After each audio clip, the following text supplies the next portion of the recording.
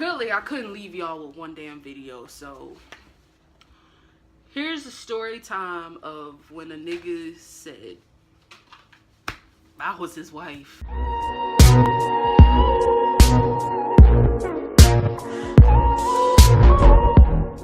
Okay, so it was around this time last year. I was going through some shit. I had shaved my head and I was just minding my business on Tumblr, just reblogging shit, making dumb posts, you know, the usual. Some nigga hit my inbox and was just like, hey, and I was just like, oh, hi. And this should have been a fucking red flag. This should have been a really huge red flag. This nigga was like, wow, you didn't curve me. I thought you were gonna post it. And I'm just like, that's rude. That's rude. Why would I do that? Why would I post the shit if you're saying hi? It's not like you just said, oh, suck my dick. Like, why would I post that? Moving on. I started talking to him or whatever. He seemed pretty cool. And we started Skyping and all of that. He was just like, you're so beautiful. Da da da da. You're so patient. You're so kind. Like, I'm so glad I met someone like you. And I'm just like, what am I doing? I'm just talking to you.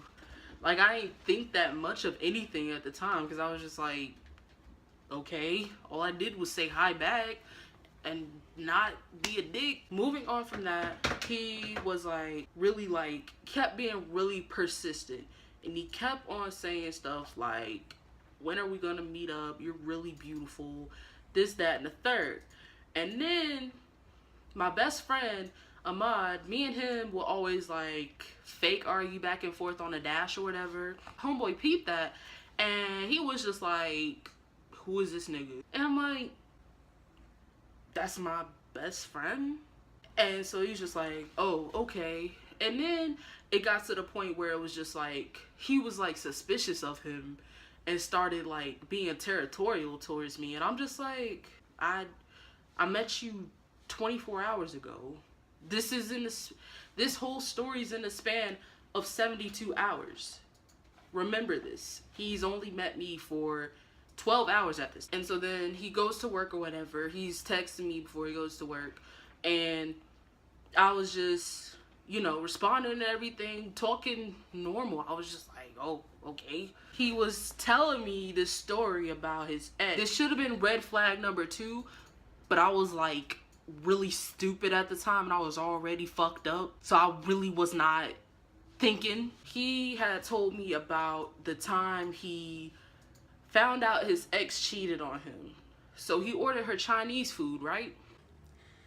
Tell me why this nigga say he rubbed his ball sack all over her Chinese food. Bitch, I am disgusted. I was disgusted. At the time, I was just like, that's wild as fuck. I mean, she cheated, but I wouldn't fucking shove my vagina in anyone's food. That's not gonna work out for me or them. But moving on from that mess, we started to talk more, hit the 24-hour mark. And he's over here like, oh yeah, I made a beat for you. And this is when SoundCloud niggas was all just flocking my direction because I don't know how to tell someone that they fucking suck at something. Now I do, because if you do suck at something, I'm gonna tell you. Back then I was just like, yeah, this is really good, but it sounded like fucking hot garbage. Like, I knew someone who did make actual good beats, Ahmad. He was better than him, but the dude that I was talking to at the time, he was just like, no, my beats are better than his. And I'm just like, I don't know about all that. I didn't know about all that. And so, of course, I didn't tell my friend because I didn't want him being like, oh, that nigga. And I didn't want no beef to pop off between them.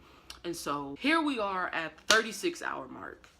He's went to his job. This was red flag number 3. That's when everything kicked in for him. He went to his job and told his coworkers about me. He showed them pictures of me, my face. Keep in mind, I've never met him in real life and I've never seen him in person. only through Skype. So he's shown people I don't know my face and told them that I was his girlfriend. At the time, I did feel flattered, but at the same time, it's just like, what the fuck? I've known you for the span of 36 to 48 hours. How am I your girlfriend? Nigga, do you even know my birthday? Like, how is, it's not realistic. It's not realistic at all. This is when the bullshit really set in. He apparently, I believe he said he worked with one of his exes, and he was like, oh, I showed her a picture of you, and I was like, yeah, this is the girl I'm gonna marry. This is the girl I'm gonna make my wife. She look better than all you hoes. That's when I was just like, we gotta stop. This nigga's gone to his job, told people that I am not only his girlfriend, but his fiance. I never asked for any of this. All I did was say hey and continue talking to him. But now all of a sudden I'm playing wife from I was in South Carolina, but he was on literally the farthest side of Florida. Never met each other ever. But I'm his wife. That's when I had to cut the bullshit. I received a phone call from him 8 a.m. the next morning, and I was just like, I'm through with it. No. Nope. And I was just like, I'm through with it. I don't want to talk to you anymore. You're fucking creeping me out. Good riddance. Goodbye. This nigga blew my shit up. I blocked his number and I went back to sleep because I had class and everything, right?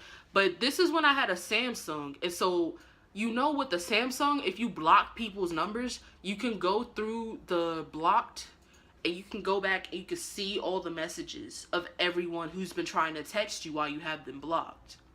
That's why it was so faulty to fucking begin with. And then I had another texting app that had pop-up messages so I could just reply and then get it out the way. So even though I blocked his number, his text still came through. I woke up to at least 10 text messages, 15 kick messages, 4 missed calls over saying, I don't want to fuck with you. And from my knowledge, apparently there was another nigga involved, even though there wasn't. He said, I hope that nigga that you talking to curve you and I'm gonna feel good about it. What nigga? What other niggas am I talking to? And even if I was talking to other niggas or if I was talking to another nigga, it wouldn't have mattered because we weren't together. We knew each other for 48 hours to 48 to 72 hours. But I'm fucking you over? I kind of was done with the bullshit. I text my friend of mine, I'm just like, yo, should I expose this nigga on Tumblr? And of course am I gonna be like, yeah, expose that nigga, expose it. I went ahead and I made a post on Tumblr. What the fuck are you doing? Like, your beats suck ass, you ugly as fuck, can you please leave me alone? Listen, I was 18 years old. I was 18 years old. What the fuck I look like getting married to some random Tumblr nigga that I knew for 48 hours? I look like a goddamn fool doing that shit. After the posts got on Tumblr, that shit got blown the fuck up and everybody saw that shit.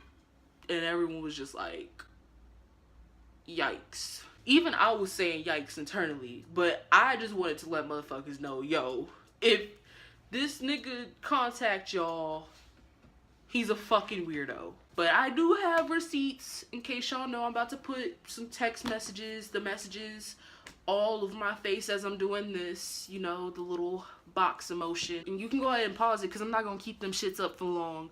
But yeah, that was the story of me apparently being someone's wife. I thought after that happened, I would stop having stalkers and having niggas that crazy and obsessed. But there's actually another nigga who was that crazy and obsessed. But that's another story for a different day. If you like this story time, go ahead and comment, like, subscribe, and then just let me know if you want to hear more stories. Peace. It's a lie.